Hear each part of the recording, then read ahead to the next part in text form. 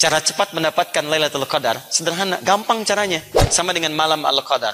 Inna anzalnahu fi wa ma adraka ma Lailatul Qadri khairum min tanazzalul. Di saat malam Al-Qadar itu bukan satu dua malaikat, malaikat pada turun memenuhi bumi. Saking penuhnya ke bumi kata para ahli tafsir, termasuk disebutkan di Ibnu Katsir, sampai seakan-akan bumi itu sekap dengan malaikat, senyap. Sampai angin itu terasakan tiupannya pelan sampai tak terasa. Tenang, bunyi hampir nggak ada di malam itu. Teduh, kenapa? Karena tertutup sekat-sekatnya oleh malaikat. Ini apa?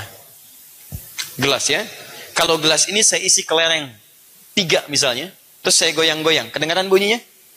Kedengaran, sama kayak daun bergoyang, macam-macam, angin hirup pikuk. Tapi kalau saya isi dengan kelereng sepenuh gelas ini, saya goyang-goyang, kedengaran bunyinya? Tidak. Seperti itulah banyak turun malaikat, menutup semua celah-celah di bumi. Karena itu keadaan malam itu tenang, damai, hati kita tentram, karena keadaannya luar biasa. Kalau tidak percaya, nanti saat malam Ramadan, Anda jangan tinggalkan malamnya. Cara cepat mendapatkan Lailatul Qadar sederhana, gampang caranya. Malam maksimalkan untuk ibadah. Anda tidur sejenak, malamnya bangun walaupun 1 jam 2 jam. Setiap malam Ramadan jangan tinggalkan. Kalau setiap malam Ramadan Anda ibadah, demi Allah saya katakan, Anda berpotensi mendapatkan Lailatul Qadar. Karena Anda tidak pernah meninggalkan malamnya. Jelas ya? Gampang, jangan tanyakan lagi. Ustaz, bagaimana cara cepat mendapatkan Lailatul Qadar? Malam ibadah. Setiap malam Ramadan. Walaupun 1 jam, 2 jam. Ambil jeda malam, ibadah di situ. Setelah itu, istirahat lagi, istirahat lagi. Insya Allah, Anda akan dapatkan bagiannya. Jelas ya? Nah, sekarang lihat sini. 1, para malaikat turun menyertainya. Masya Allah. Apa yang kemudian terjadi ketika malaikat diturunkan oleh Allah khusus untuk menjaganya? Orang-orang yang dekat dengan Allah, meneguhkan dirinya. Ingat, dekat ini bukan sekedar dia merasa dekat, tidak. Tapi ada indikatornya. Orang yang dekat dengan Allah, maka hukum-hukum Allah akan dia jaga dalam kehidupan.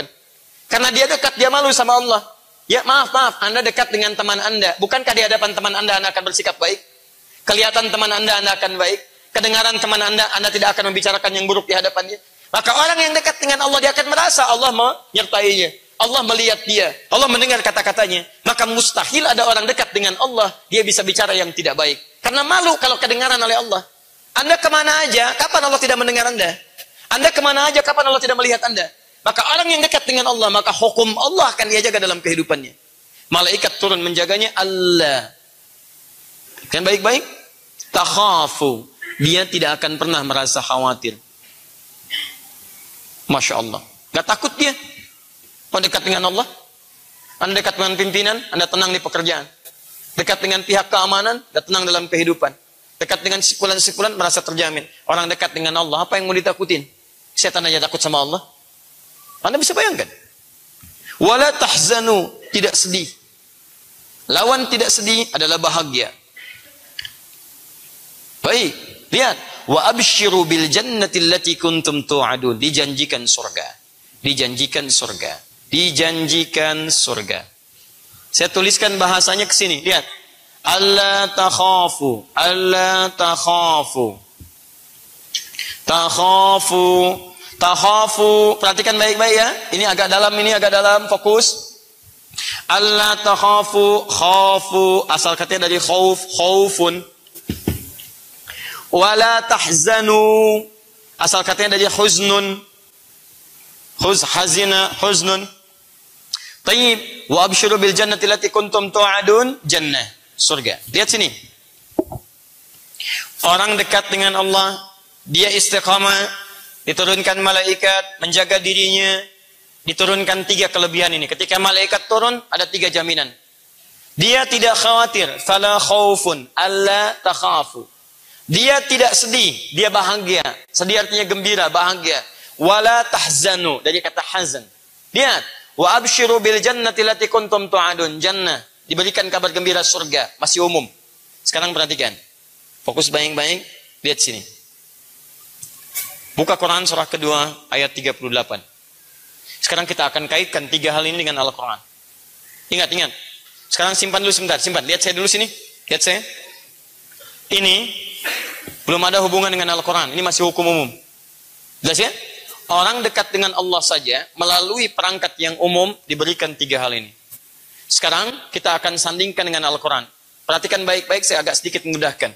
Buka Quran surah kedua ayat 38. Masih ingat kalimat saya di awal waktu ketika menerangkan keutamaan Al-Quran? Nabi Adam diperintahkan turun ke bumi, bersamaan dengan turunnya diberikan pedoman kehidupan. Masih ingat? Qulna ihbitu minha jami'a fa imma yatiyannakum minni hudan. Adam turun ke bumi. Nanti saat kamu turun, saya turunkan petunjuk hidup, disebut dengan hudan. Ini, lihat sini. Faman tabi'a hudai. Siapa yang mau mengikuti petunjuk hidup yang aku turunkan. Saat dia di bumi, lihat ujungnya. Fala khaufun alaihim walahum. Lihat, fala khaufun, fala khaufun, fala khauf.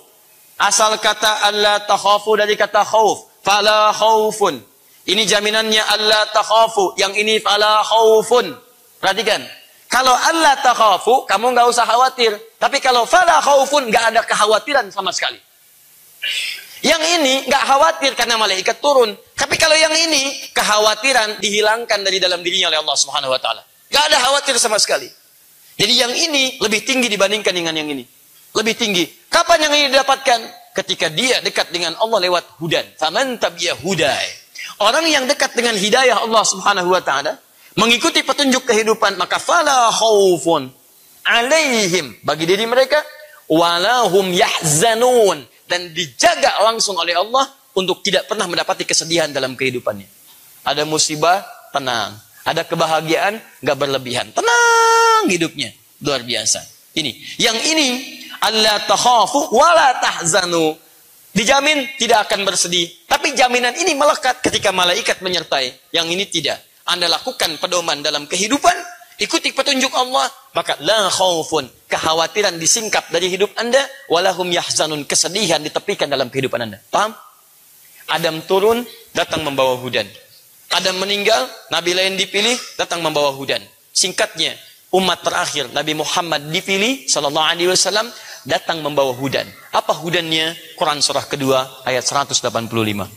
Paling kiri pertengahan. Karena Nabi ini Nabi istimewa, Nabi terakhir, orangnya istimewa, sifatnya istimewa, diturunkan di waktu yang paling istimewa. Di antara sekian bulan, yang istimewa bulan Ramadan. Di antara sekian hari, yang istimewa hari Jumat.